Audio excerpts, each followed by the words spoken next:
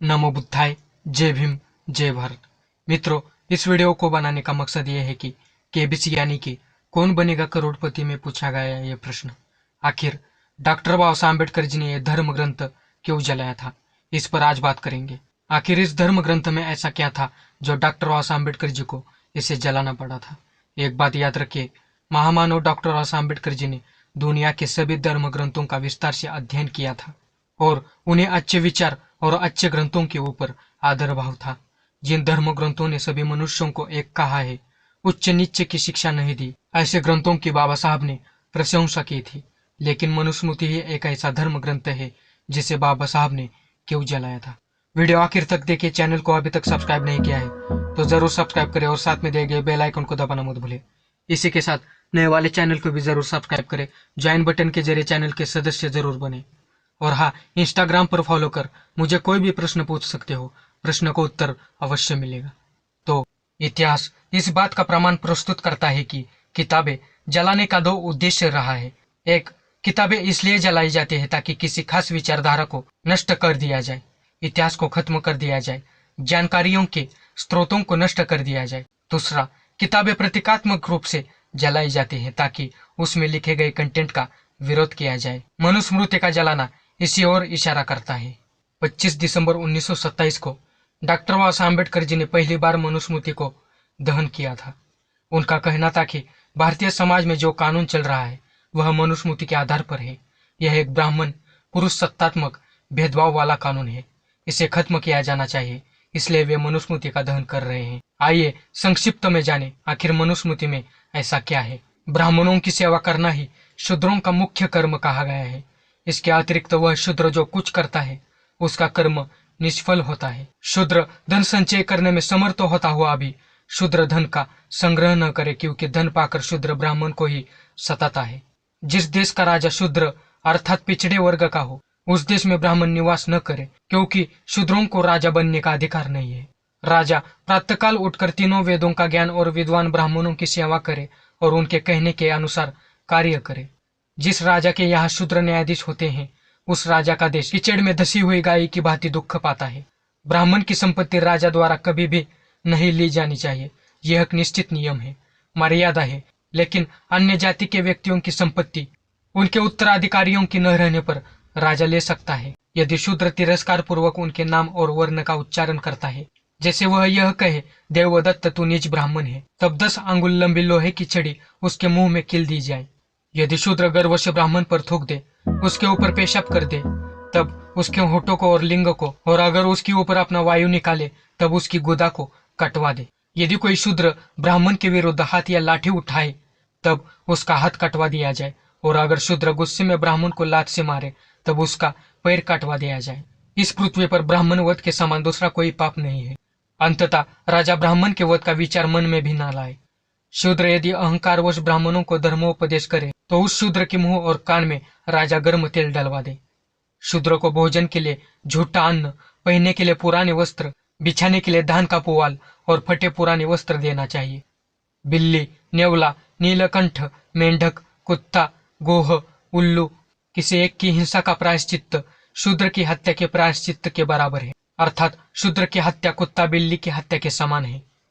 यदि कोई शूद्र किसी द्विज को गाली देता है तब उसकी जीभ काट देनी चाहिए, क्योंकि वह ब्रह्मा के निम्नतम अंग से पैदा हुआ है। निम्न कुल पैदा में कोई भी व्यक्ति यदि अपने श्रेष्ठ वर्ण के व्यक्ति के साथ मारपीट करे और उसे क्षति पहुंचाए, तब उसका क्षति के अनुपात में अंग कटवा दिया जाए।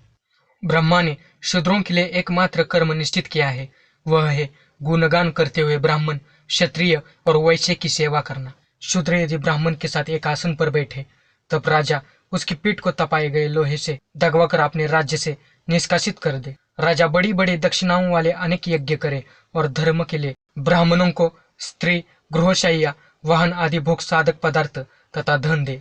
जानबूझकर क्रोध से यदि शूद्र ब्राह्मण को एक तिनके से भी मारता है, वह 21 जन्मों तक कुत्ते, बिल्ली आदि पाप श्रेणियों में जन्म लेता है।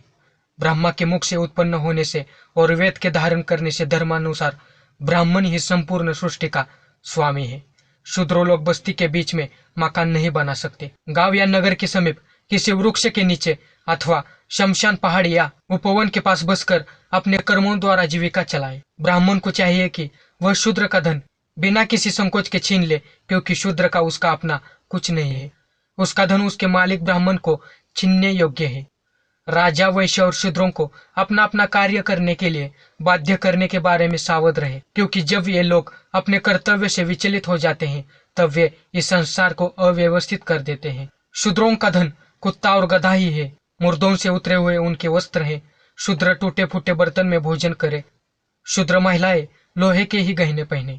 यदि यज्ञ अपूर्ण रह जाए तो वैश्य की असमर्थता में शूद्र का धन यज्ञ करने के लिए छीन लेना चाहिए। शूद्रों के साथ ब्राह्मण वेदाध्ययन के समय कोई संबंध नहीं रखे, चाहे उस पर विपत्ति ही क्यों न आए।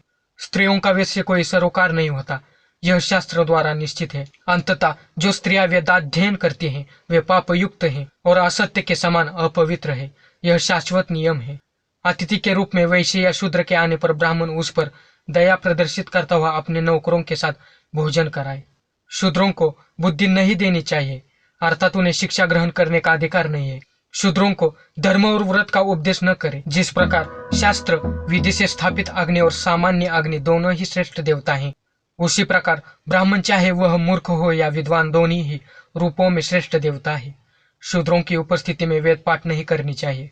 ब्राह्मण का नाम शुभ और आदर सूचक, क्षत्रिय का नाम वीरता सूचक, वैश्य का नाम संपत्ति सूचक और शूद्र का नाम तिरस्कार सूचक हो। 10 वर्ष के ब्राह्मण को 90 वर्ष का क्षत्रिय, वैश्य और शूद्र पिता समान समझकर उसे प्रणाम करे। कोई भी स्त्री हो, स्त्री जात नरक का द्वार है।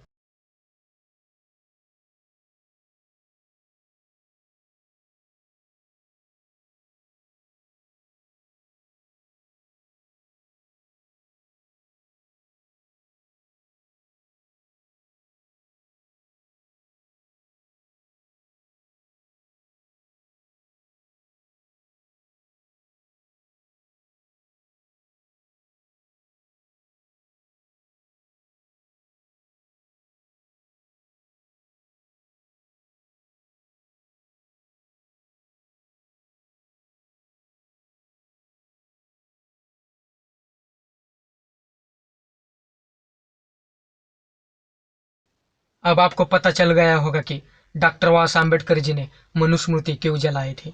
अगर आपको यह वीडियो पसंद आया हो तो इस वीडियो को लाइक कीजिए, ज़्यादा से ज़्यादा शेयर कीजिए।